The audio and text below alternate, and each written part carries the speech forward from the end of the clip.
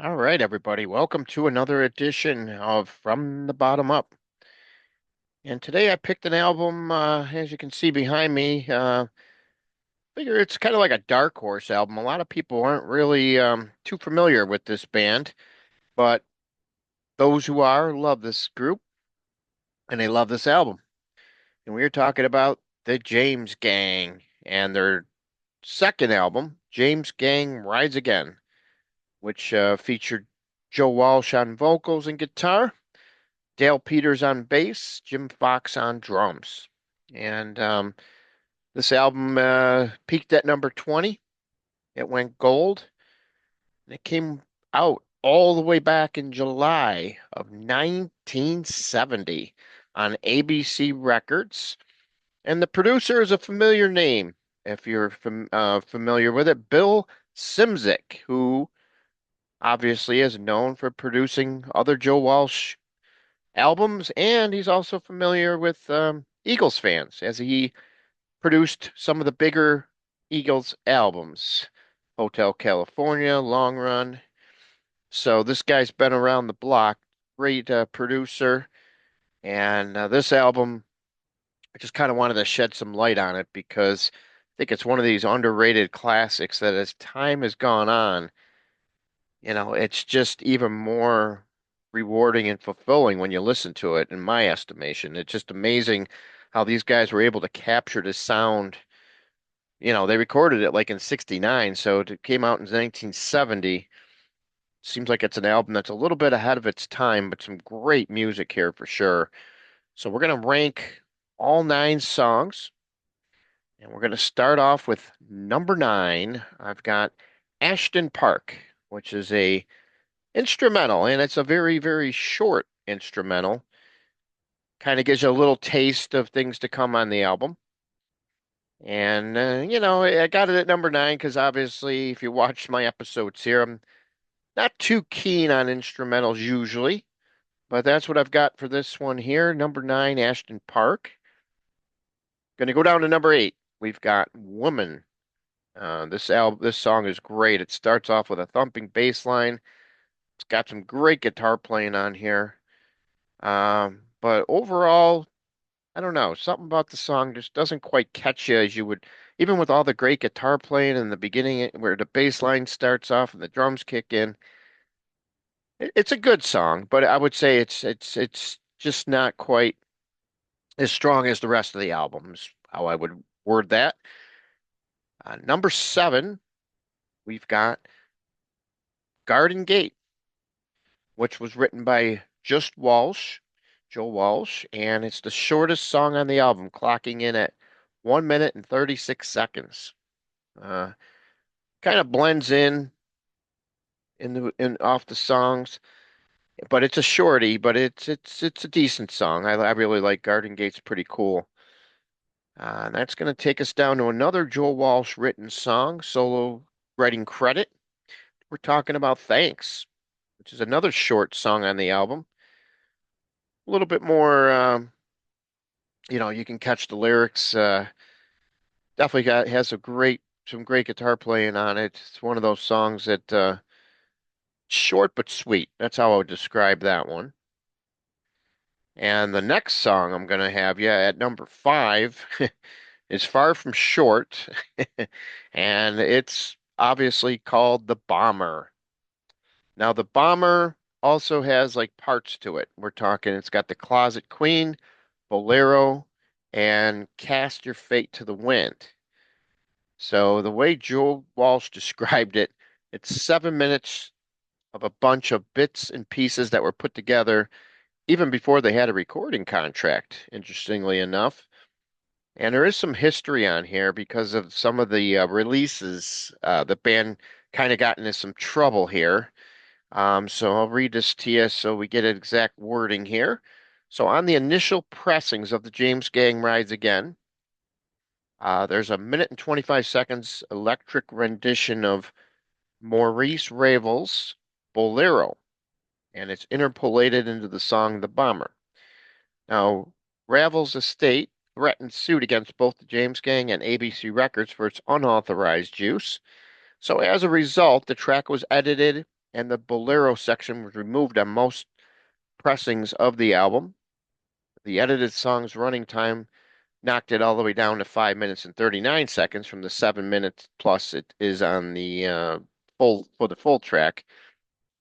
And since that time, they must have cleared up what was going on here.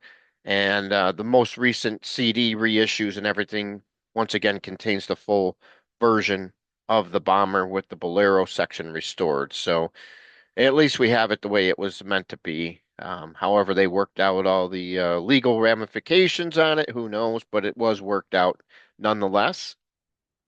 A lot of crunchy guitar work here from Joe Walsh on here.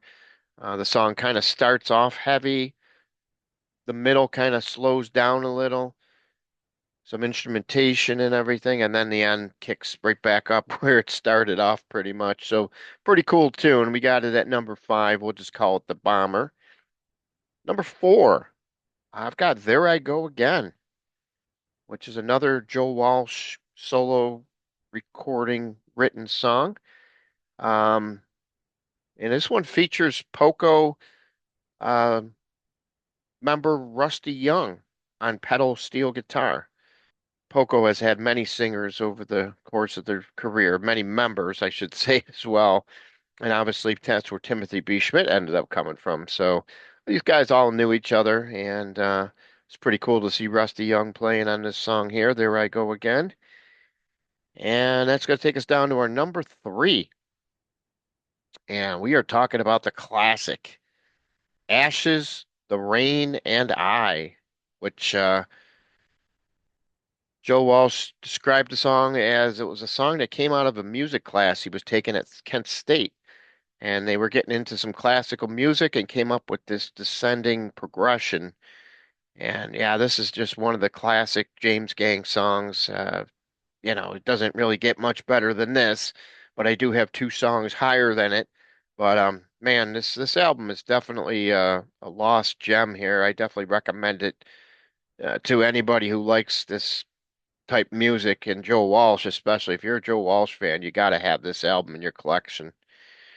Number 2, it's going to take us down to another Walsh written song, Tend My Garden, which is another huge song on this album. And it was written on Ranfield Road. And that's the place with the cows on it on the Your album, which was the first James Gang release. And this is just a great example of a classic Walsh tune. Um, he always had these unique titles in even a lot of his solo albums that came out later on. And Tend My Garden is another classic play on words there for Joe Walsh. Just love his sense of humor. Just a great guy.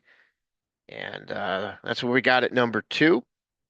It's going to take us down to our number 1 song, which everybody should know this one. And we're talking about Funk number 49. And it was the first single released, and it peaked at number 59. And Joe Walsh has stated if he had known he'd have to play this song for the rest of his life, he would have written something different. So, but yeah, it's this is always a highlight, even during the Eagles concerts when he plays it, his solo shows, and yeah, I think he was more or less kidding when he said that statement, but it's definitely a keeper. This is one of those great songs that many fans just you don't go to any kind of a show that features Joe Walsh and you don't and not hear this song. It's just one of those great songs that it's just you never get sick of. Just a great song, and to see it live, how can you argue seeing this song in a live setting? Just a phenomenal song. Okay, so now that we've listed them all, we're going to quickly give them a quick rundown here, so you guys have the list at home to go by, and then let us know where you think these songs land on your personal list. We're always loving to hear other takes on what people think of the songs here. Number 9, I've got Ashton Park. Number 8, we've got Woman. 7, Garden Gate. Number 6, Thanks. Number 5, The Bomber. Number four, There I Go Again. Number three, I've got Ashes, The Rain, and I. Two, Tend My Garden. And of course, number one, Funk number 49. And yeah, we just had to include one of the Joe Walsh albums that he was a part of back with the James Gang all the way back in 1970. He would go on to make one more album with them called Thirds, and then go on to be, basically a household name from there. Came out with the solo albums, Barnstorm, and some great, great music. This guy's just always been associated with some great musicians and some great songs. And obviously, he was asked to join the Eagles in 1976, and the rest is history here. Joe Walsh, what a great guy. And this was a great album. And that is my take on the James Gang Rides Again from the bottom up. We'll see you on the flip side.